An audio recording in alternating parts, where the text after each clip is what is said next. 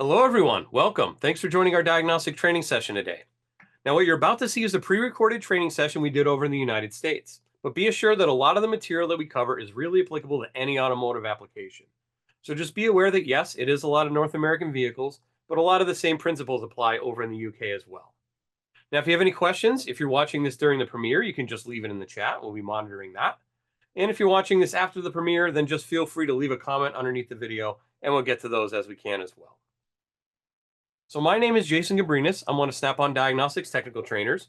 I've been in the training department since 2013, traveling around North America, helping techs and shop owners get the most out of their diagnostic equipment. Before I did that, it was a couple years as a diagnostic sales rep at Snap-on, so I had a group of about 30 different franchisees I worked with, as well as the shops that they service, in order to help everyone get the most out of their diagnostic needs.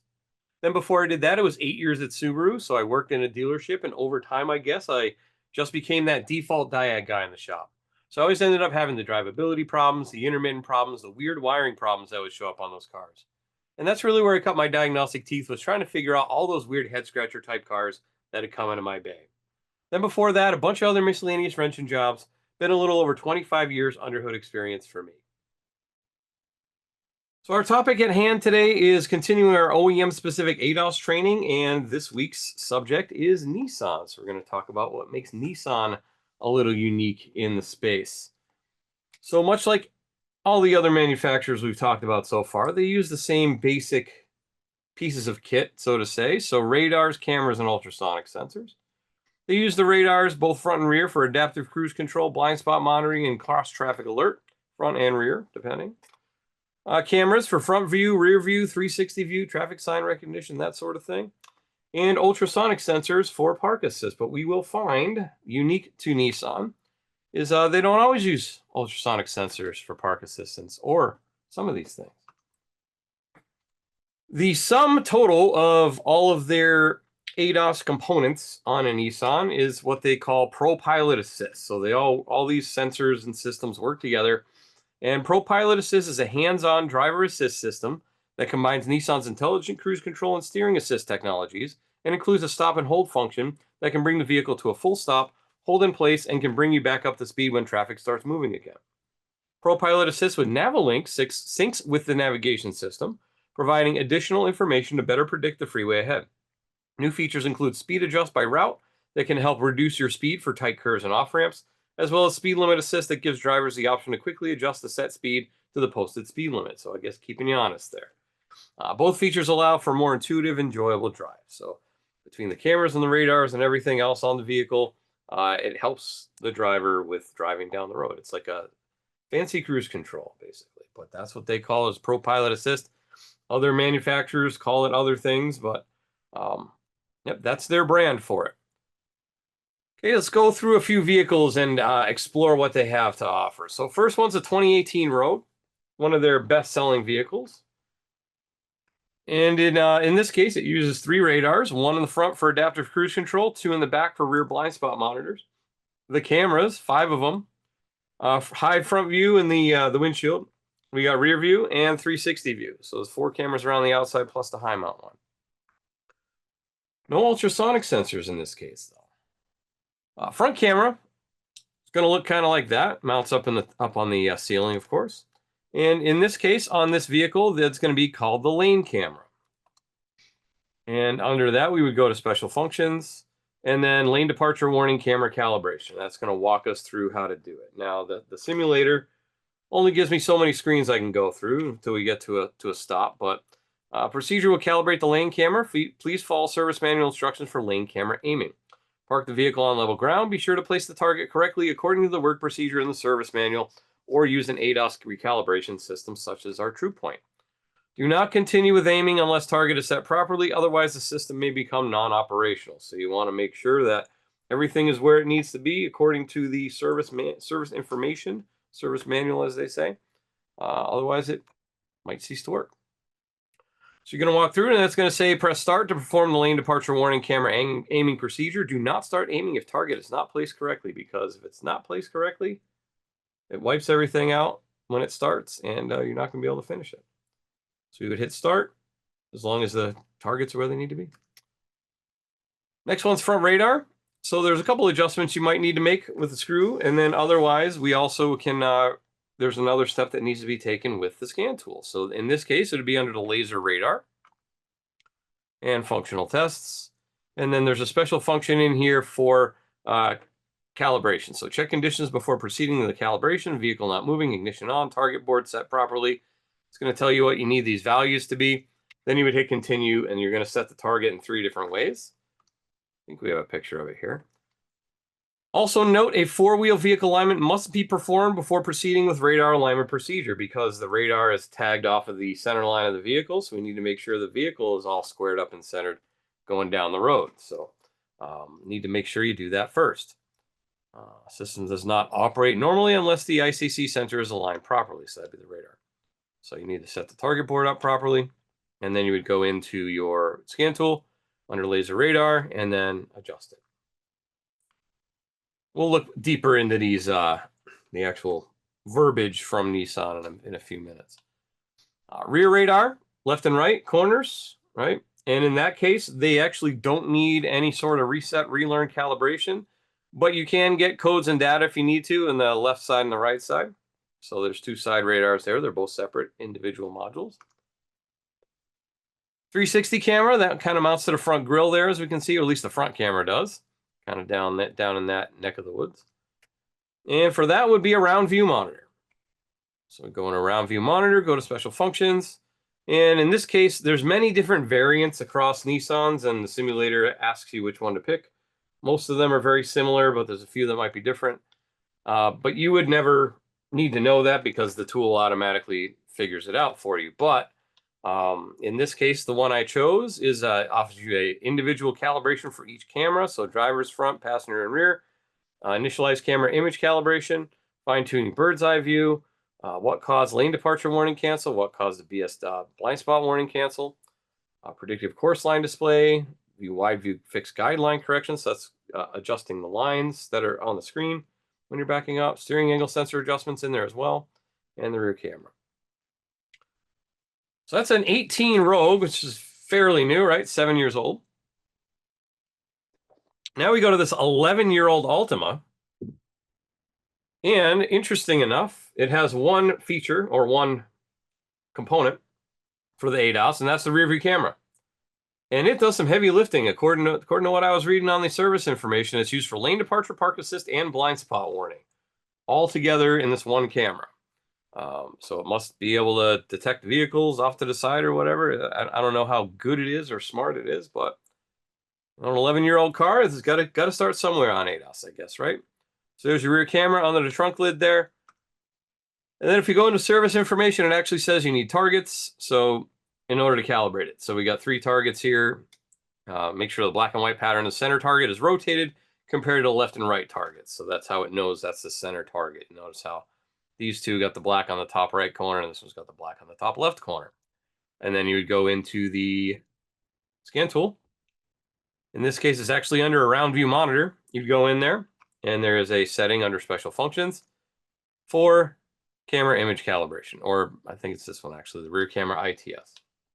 And that's it. That's all you need. Targets, though. You do need targets. Then we got a 2021 Sentra here. So in this case, it has 3 radars, rear blind spots for 2, and 1 in front for adaptive cruise control. 5 cameras. We got our normal windshield, front view, rear view, and around view. And then 4 ultrasonic sensors in the rear for rear park assist. So this one happens to use ultrasonic sensors. Like I said, the other ones use cameras.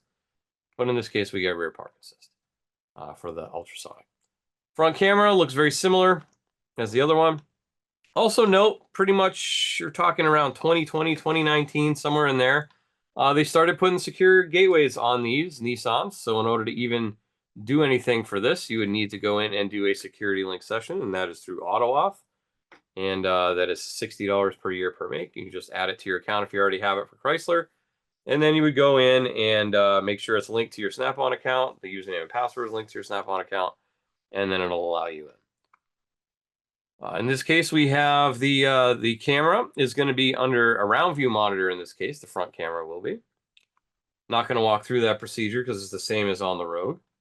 Front radar, it's going to be very much the same as the Rogue. I do need a target, and then it is going to be through the laser radar right there. And then we have the side to corner radars for the rear. So that would be under left and right. Once again, no resets, relearns, or anything like that, but there are codes and data for it. 360 camera. That's also programmed or relearned through the around view monitor. Also needs targets. And then this one, since it does have park assist sensors, I did find this interesting though. They have this bulletin where showing some problems you might have run into with, and this would be true for any ultrasonic sensor on any brand. It's mud and dirt on the sensor, pitting, chips or damage that'd cause an issue, or snow and ice blocking the sensor. I'd say, especially up where I live, that would be a pretty common occurrence where it sticks to the bumper or whatever. And in that case, we actually have some functional tests that we can do in here under the sonar. So special functions, and then you see we have corner sensor distance setting, center sensor distance setting, parking with level setting, tire diameter setting, volume, and trailer hitch mode. So if I'm towing a trailer with this 2021 Nissan Sentra, I can put it in trailer hitch mode so it doesn't think there's a blockage in the way. And when I go into the distance setting, you can set it to near, normal, far, or farthest. So it just gives you a choice of how far away do I want it to be able to detect. Really close, factory default, further away, and even further away. So you go through there, you click, you check the box, hit exit, and it just saves it. It's basically a programming function from presets. All right, so that's the overview. Like I said, it's not terribly complicated, not terribly complex. So let's pull up the scan tool though and dig a little bit deeper. So we'll go in here, we'll pull the Rogue first. And like I said, we have all this information here. So we go to, say, the around view monitor. And like I said, many variants available. Like I said, you wouldn't see that on a normal vehicle. And then you can come in here and do like the rear camera. And it's going to error out because it's not hooked up to a real car. But you would go in there, you can see you get the camera calibrations and cause of cancellations, wide view fixed guideline correction, steering angle sensor adjustment, all those things within the around view monitor itself. Let's see, let's go. And then it also has these intelligent cruise control and advanced driver assist system modules 1 and 2. Those actually don't have much for actual calibrations. We go on a system test, we can do what's the cause of the auto cancel there. Functional tests are going to be, see if it even lets me do it. No, not available. Not on this. And then number 2, we have a front radar adjustment that also can take place in there, or actuator tests, which is not going to work in simulator. Codes and data though. And then our laser and radar, and so on. Let's go into actual service information here in a minute. But also on these, on many Nissans, we do have ADAS coverage in the guided component test feature too. So if you have guided component test in your Snap-on Scan tool, it will have a database with some possible ADAS information. So in this case, we got the cameras. So let's say the rear view camera. Go in there. It's going to show me what the connector looks like. Rear view monitor system is capable of displaying a 360-degree view around the vehicle by using the rear view camera, the front view camera, and both mirror cameras. It just stitches it together. And then we can check voltage and such. Now let's look into the repair information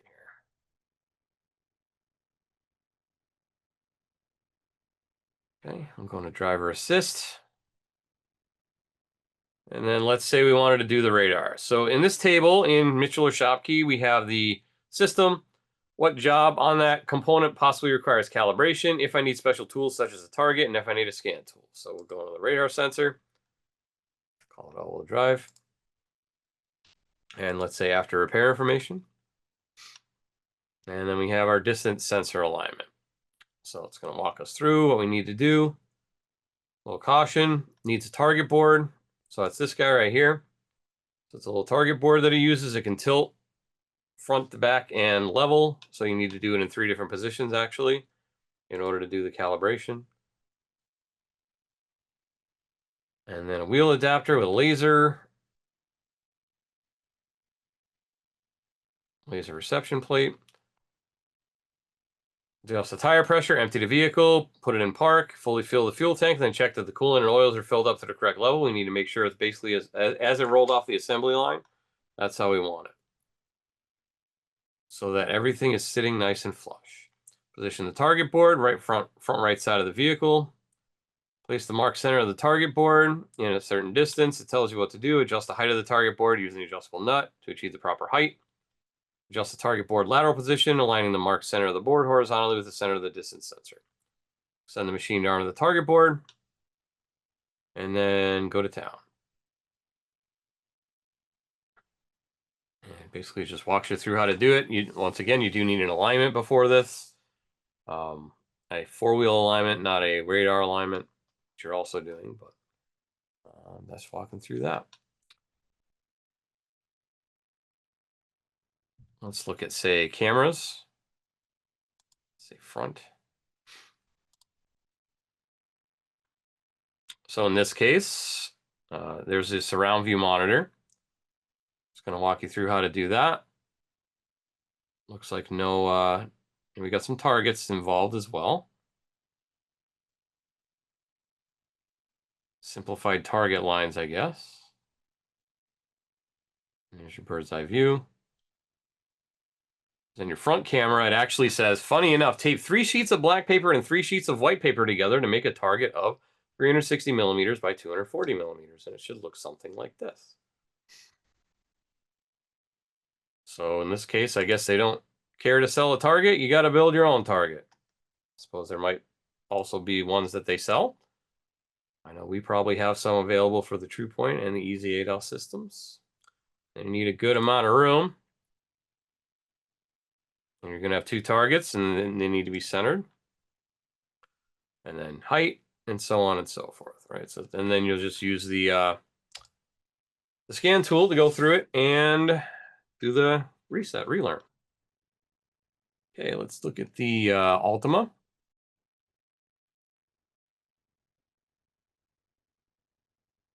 So in the case of the Altima, we have the camera is built into a round view monitor.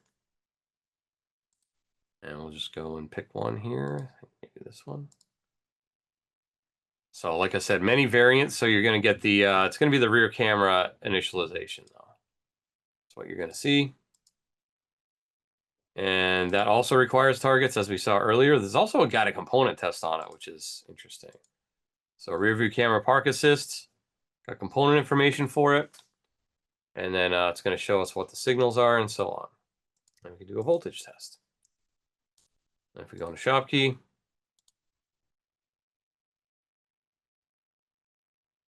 call it an SV, I guess. So outside view camera.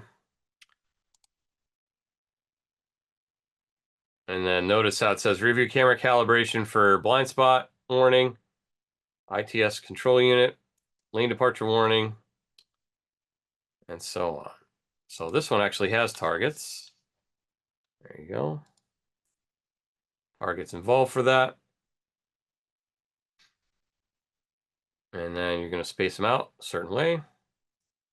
And then, like I said, the outsides are facing one way and the center is facing the opposite direction. So just so it knows what target kind of is where. And then you would go through and go to rear view camera calibration and get it done. Easy enough. So you wouldn't think on a 2014 model year car you might need to do much calibration for ADAS, but here we go. All right, and then lastly we have the Sentra. There.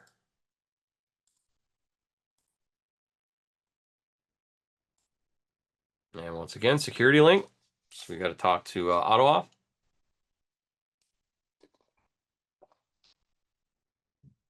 Okay, all unlocked.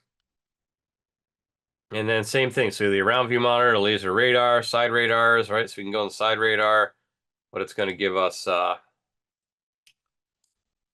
codes and data. I guess there is a functional test for the actual indicator in the mirror. Turn it on and off. Intelligent cruise control, once again, 1 and 2. Laser radar, sonar, in this case. So that has this, oops, wrong one. This one.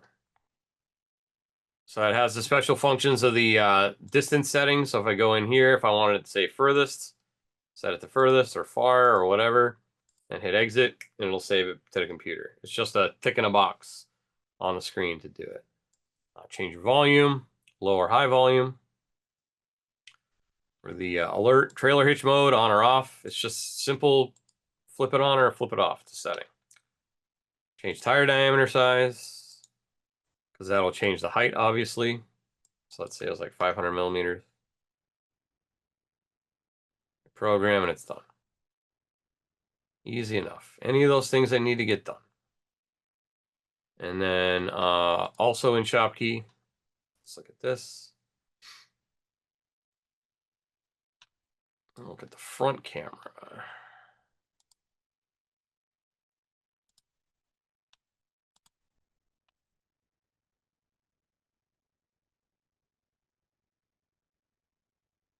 Okay, so camera aiming adjustment. And then once again, it needs to, see, now it's a target. Now it's an alignment target instead of printing out 6 sheets of paper. It's an actual target, which looks exactly the same picture as I showed you before, except this time they're actual targets. And then distances away and heights differences need to be there. And then you'd walk through, set up the target, and then you have the scan tool to do your job for you, right? And then if we wanted to go to the radar, you can see that the radar is going to be the same thing. So let's say forward-looking radar. It's going to be the same target.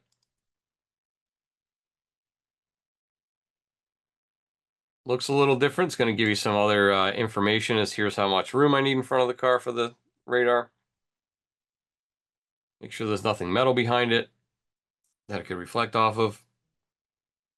And then it's the same target as we saw before, right? 3 different positions. And it's going to reflect off of that. So that is, well, let's see how much the parts are. How much is the radar? See if it breaks it down for me. So the actual part, no, but it's 1.9 hours to remove and replace. Includes calibration. Includes remove and install bumper cover. Does not include wheel alignment. So you'd have to add on a wheel alignment for that. All right, so that is ADAS on Nissan. And with that, that's our time here today. So make sure you tune in for new diagnostic content every week. We'll be premiering a new video every Wednesday at 7 p.m. UK time, so make sure to check it out here on our YouTube channel. Please make sure you also subscribe, thumbs up, and ring that little notification bell so you'll know anytime we post new content. With that, time for questions. Now, if you have any questions, once again, if you're watching this on the premiere, just leave it in the live chat and we'll do our best to answer those. Otherwise, leave a comment under the video and we'll get to those as we monitor those comments as well. So I'd like to thank you for taking a little bit of time out of your day to learning a little bit more about how you might be able to be more efficient at diagnosing vehicles using some of the information that we've been giving you today. Hopefully we'll see you next week, and we'll see you on any of our other videos. Have a good week, have a good night, and take care.